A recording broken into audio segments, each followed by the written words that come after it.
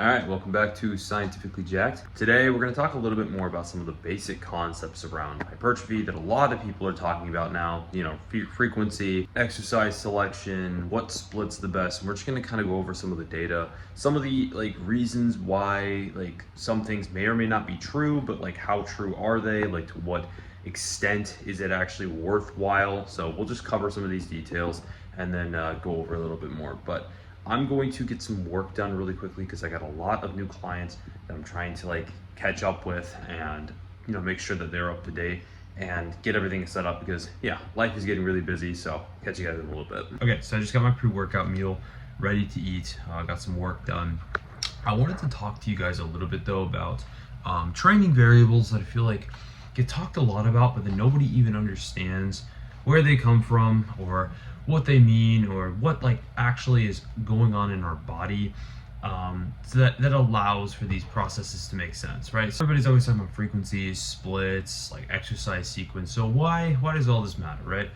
So first things first, when we're talking about something surrounding frequency, this is the rate of, we're looking at muscle protein synthesis and the breakdown of protein, right? So we're looking at literal hypertrophy versus atrophy, and the rate of which we break protein down and synthesize it. So if the synthesis of protein outweighs the rate of breakdown of protein, obviously that is good. That is a net positive gain in muscle protein synthesis. When we do higher frequencies, right, so we're doing more than once a week, we are going to have more hypertrophy in the sense that we're going to have a higher rate of myofibrillar protein synthesis. How many times do you need to stimulate it for it to actually grow the most and effectively? So the debate is really between 2 and 3 right now. 2 to 3 times a week, and it always has been. Let's be real.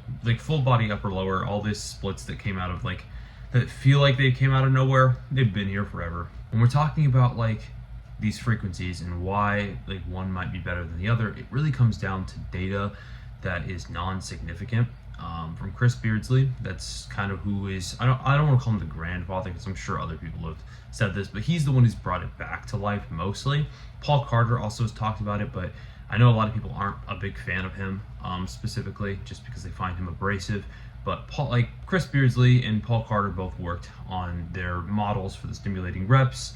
And they also worked on some of the atrophy models that Chris has put out in his infographics and Patreon. But these are where these concepts are stemming from. This is where they come from, and this is just helping you guys understand. So what do I think about the atrophy hypertrophy thing, right? I do think atrophy, breakdown of protein, does occur, right? So doing at least twice a week in a traditional split, anywhere between 3 to 5 days, is probably going to be your best bet. I would say if you're going to do a 2-day frequency, 2-time frequency, you should probably be training 4 or 5 times a week. But if you're trying to do the whole, more stimulus the better, then obviously full body is your approach. But point is, with these differences in, I guess, these so non-significant differences statistically, we don't have evidence to show that full body is better. And even if it is better, how much is it better? Is it superior to 2 times a week, in every regard, or is it just so very minuscule that it's not even worth talking about? That's the debate. I personally have found that a lot of people who've done full body though do not like it.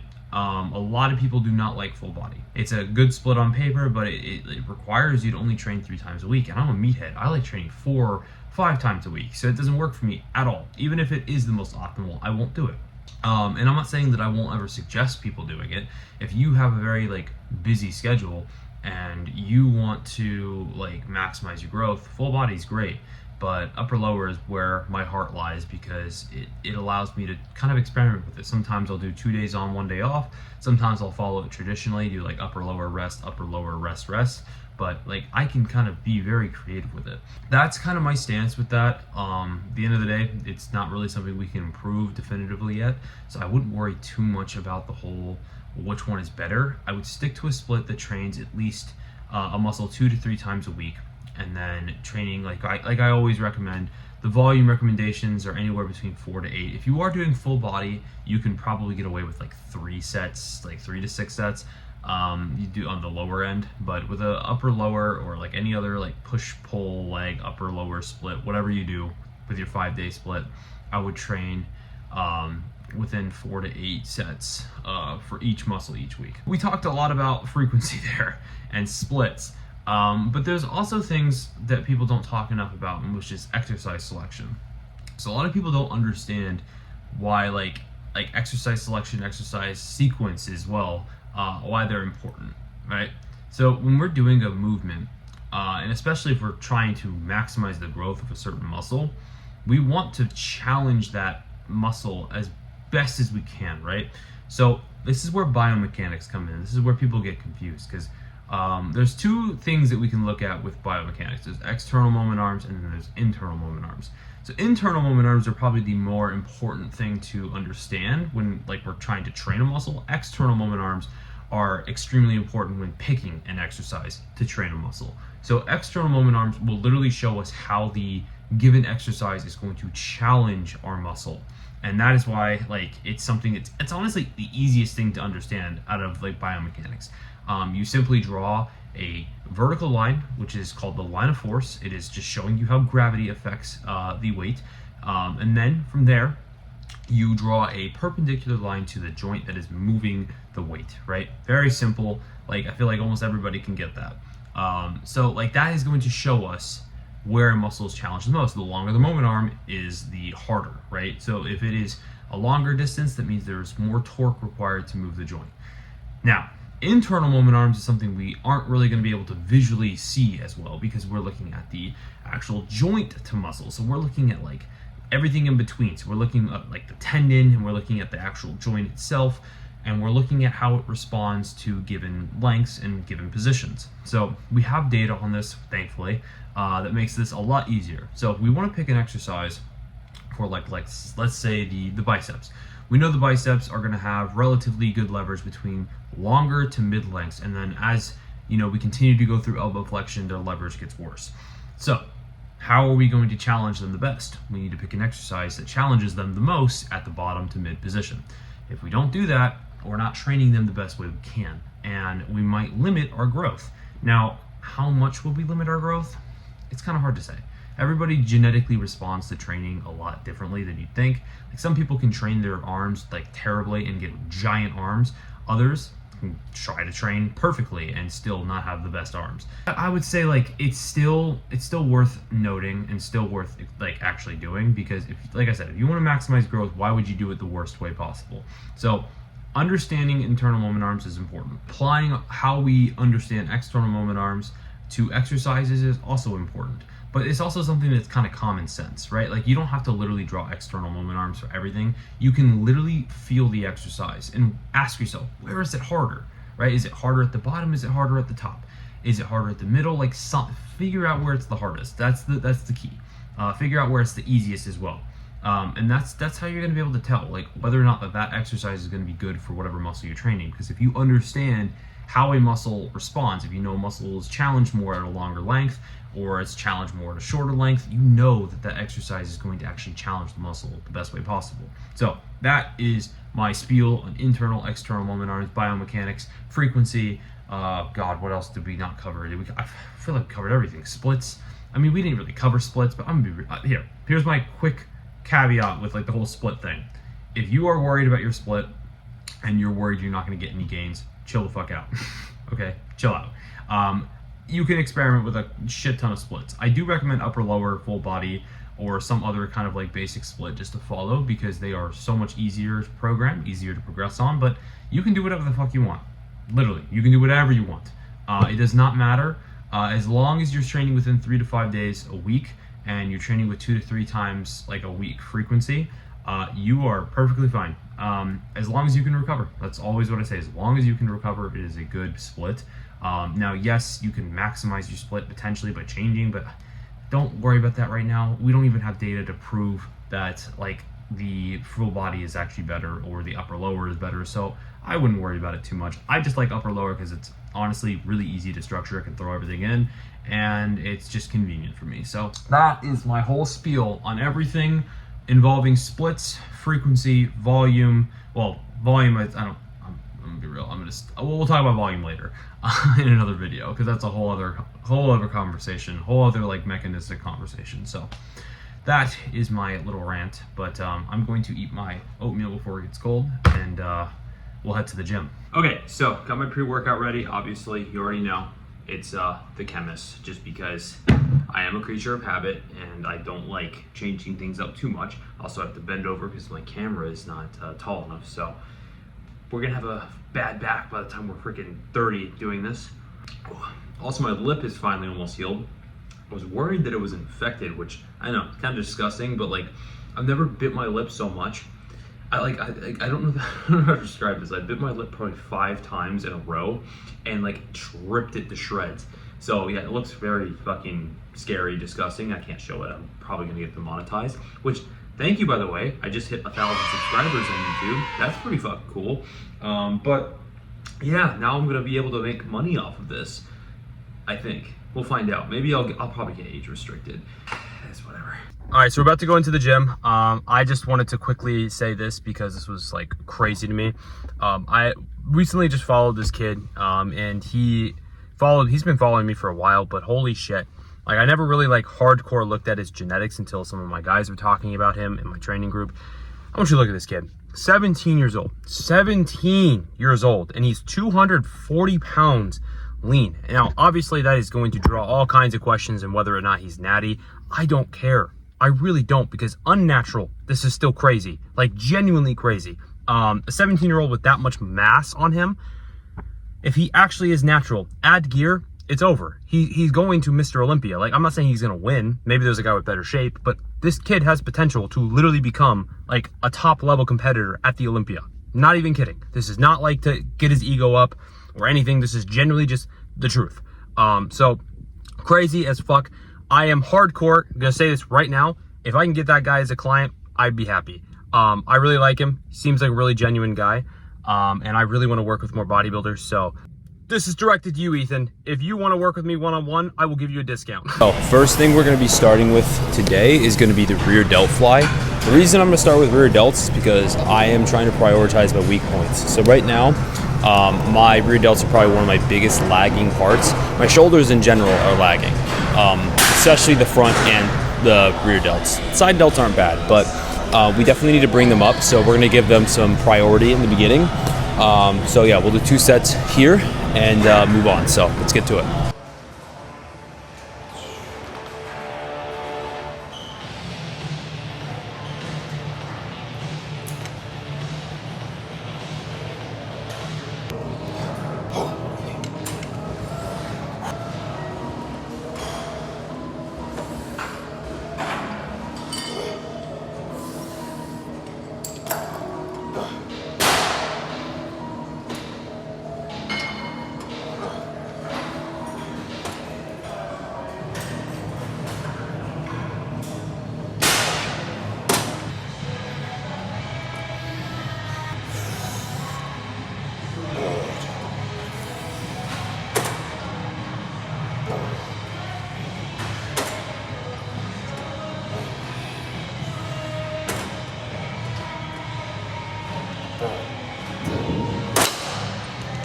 Okay, so now we are moving on to the dumbbell preacher hammer curl variation. I'm going to actually use the preacher curl this time instead of using the bench, just so I can get a little bit more range of motion at the bottom, because I wasn't able to with the bench setup last time. It was so busy, but today I'll be able to use this. So see how it feels. I'm a little nervous just because, even though I already know, like, if you know your training's on point and you're not being stupid, it's not really a likelihood, but bicep tears always scare me, and I've always seen videos of preacher curls, you know, tearing people's biceps. So I'm not gonna let that stop me from training hard, but just something to note.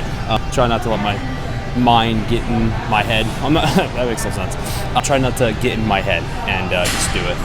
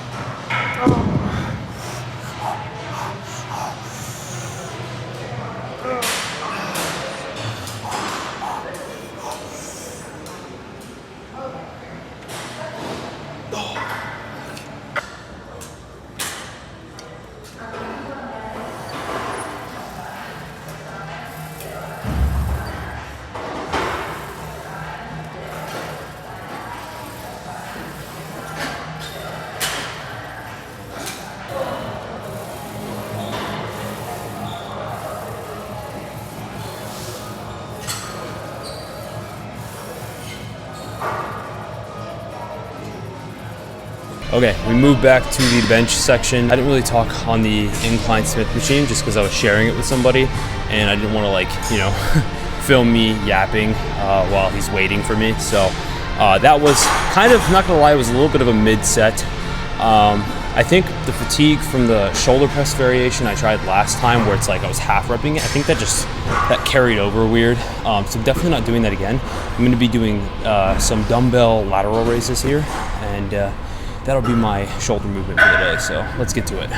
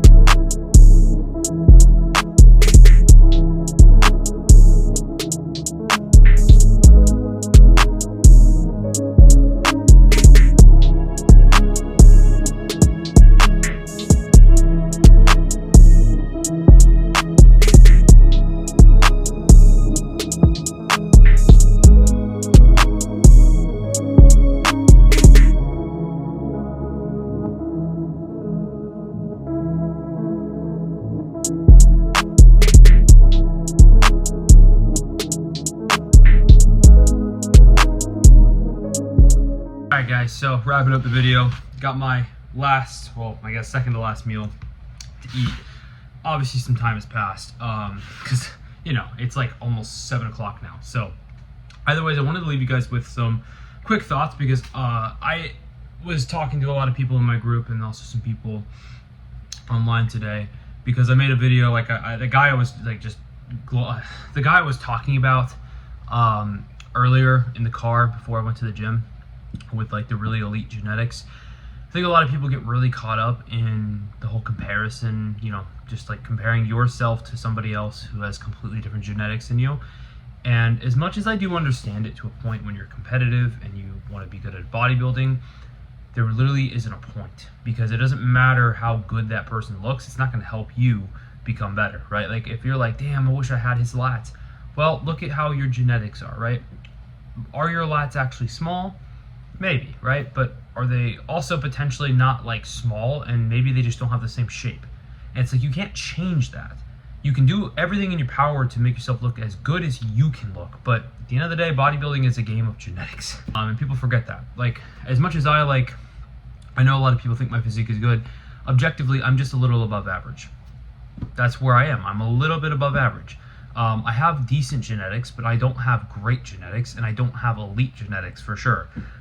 So it's like, you have to really be honest with yourself and not get your, like, I don't want to say get your hopes up, because it's like, it doesn't mean you should go to the gym with any less intensity or effort just because your genetics suck, right? Like, that's not what I'm trying to say. Even if you have the worst genetics in the world, right, it should never stop you from trying to become the best you. It literally doesn't matter if freaking some 16, 17-year-old kid, maybe he's the same age as you, or maybe he's younger than you.